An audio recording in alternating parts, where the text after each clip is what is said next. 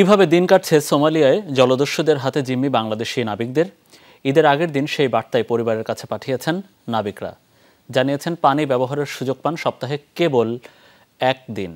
খাবারের হিসেবে সরবরাহ করা হচ্ছে দুম্বার মাংস। তবে এসবের মাঝেও বুধবার স্থানীয় চাঁদ দেখা অনুযায়ী জলদস্যুদের সাথে ঈদের নামাজ আদায় করেছেন জিম্মি নাবিকরা।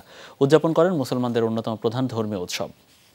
সিলন ফ্যামিলি ব্লেন্ডের কড়ালিকার আর সতেজ স্বাদের পারফেক্ট ব্লেন্ডে স্বপ্নেরা মিলুক টানা। ঈদের আগের দিন পরিবারের কাছে বার্তা পাঠিয়েছেন সোমালীয় জলদস্যুদের হাতে ২৯ দিন ধরে জিম্মি বাংলাদেশি জাহাজ এমবি আবদুল্লাহর ২৩ নাবিক। অডিও বার্তায় এক নাবিক জানান, দিনের বেলা কেবিনে এবং রাতে ব্রিজে থাকতে দেয় জলদস্যুরা। পানি ব্যবহারের সুযোগ পান সপ্তাহে একদিন। স্যাটেলাইট ফোনে পরিবারের কাছেও ফোন করার সুযোগ দেয়। খাবার হিসেবে জলদস্যুরা সরবরাহ করে দুম্বার মাংস।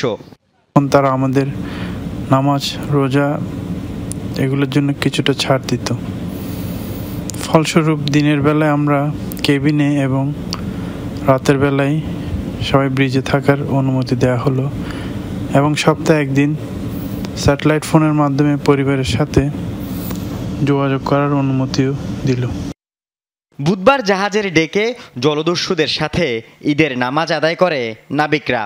সবার পরনে ছিল পাঞ্জাবি। আয়োজন হয়েছে মুখরোচক সব খাবারের।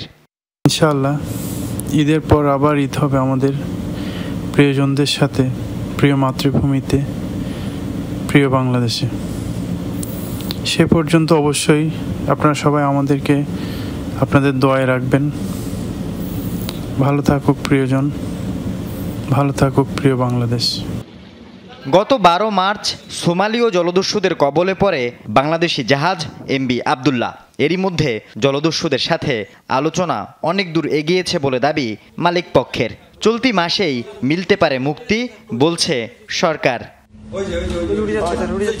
আল আমিন শিকদার, যমুনা নিউজ, চট্টগ্রাম।